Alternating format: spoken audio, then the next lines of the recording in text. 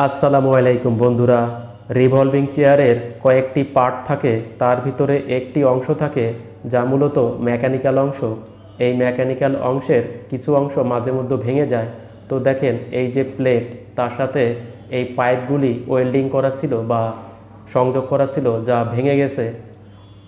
তো এই যে এই প্লেটটি ছোট একটি প্লেট, যা মূলত 3টি স্ক্রু দিয়ে চেয়ারের সহিত অ্যাডজাস্ট করা ছিল। তো আমরা স্ক্রু খুলে এই এমএস পাতটি আলাদা করব এবং এই স্প্রিং খুলে তার সাথে এই যে অংশ জুড়ে দেওয়া রয়েছে বা সংযোগ করা রয়েছে, আটকানো রয়েছে, এই অংশটি আমরা খুলে নেব। তো আমরা স্প্রিং লুজ করে নিচ্ছি এবং এখানে একটি সেফটি পিনের মাধ্যমে আটকানো ছিল এই বোল্ট দিয়ে। তো আমরা স্প্রিং খুলে এই বোল্ট আলাদা করে পাইপটি আলাদা করব, কারণ ওয়েল্ডিং করতে হবে। তো এ ধরনের মেকানিক্যাল কিনতে পাওয়া যায়। তো যেহেতু ভেঙে গেছে, আমরা এটি ওয়েল্ডিং করে নিয়ে আসব।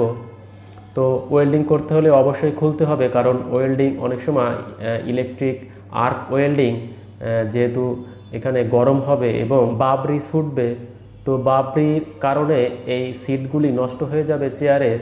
তো এ কারণে আমরা আলাদা করে নিচ্ছি এবং এই স্প্রিংগুলি আমরা এখানে সেটিং করে দিয়ে যাব পরবর্তীতে, যাতে সুন্দরভাবে ফিটিং করা যায়।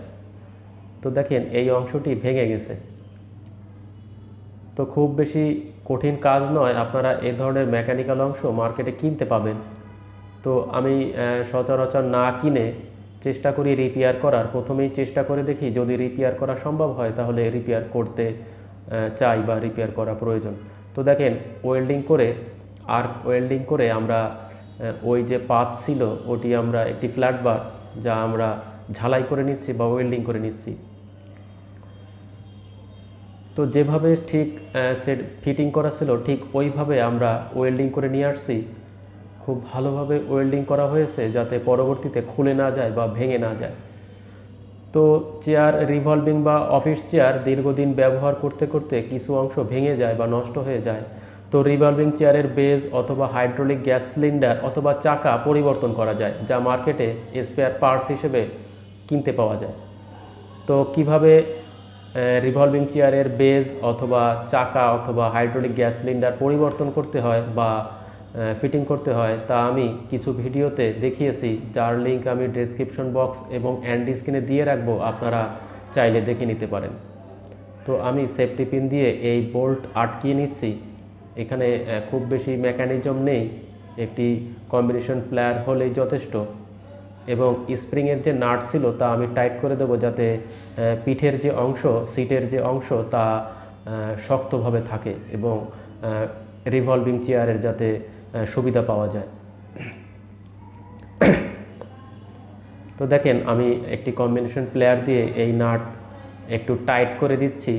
প্রথমেই লুজ করেছিলাম, খোলার সময় আমি টাইট করে দিচ্ছি, যাতে সুন্দরভাবে চেয়ারটি কাজ করে বা চেয়ারটি ব্যবহার করা যায়। তো রিভলভিং চেয়ারের বেশ কিছু ভিডিও, রিপেয়ারের বেশ কিছু ভিডিও আমি আপলোড করেছি, যা আমার চ্যানেলে রয়েছে। আপনারা প্লেলিস্ট দেখে চাইলে দেখে নিতে পারেন প্লেলিস্ট থেকে। তো এই যে সিট, আমি পিছনের যে পিঠের যে সিট, তা আমি এখানে ফিটিং করে দেব। খুব বেশি কঠিন কাজ নয়, যা সচরাচর যে কেউ দেখলেই করতে পারবে। এখানে খুব বেশি কঠিন কাজ নয় বা কোনো ঝামেলার কাজ নেই বা রিক্সের কোনো কাজ নেই। স্ক্রু 3টি আটকিয়ে আমি মূলত চেয়ারটি ব্যবহারের উপযোগী করে তুলছি এবং এখানে একটি কভার থাকে, যাও পরবর্তীতে ফিটিং করে দিতে হবে।